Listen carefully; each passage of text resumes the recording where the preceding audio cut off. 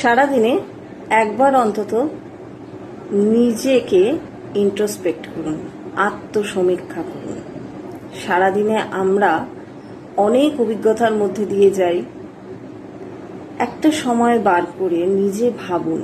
আমরা তো সব সময় কিছু হলে, কোনো ঝামেলা অশান্তি হলে সবসময় উল্টো দিকের যে মানুষ বা উল্টো দিকের যে সিচুয়েশনটা থাকে তাকেই দোষারোপ করি, তার দিকেই আঙুল তুলি।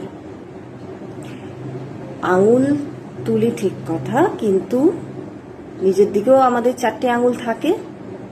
তাহলে সেখানে ভাবুন যে আপনার কোথাও কোনো দোষ ছিল না তো, আপনি কোনো ভুল করেননি তো।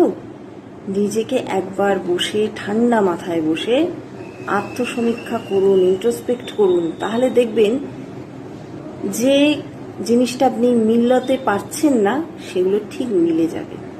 Think about it.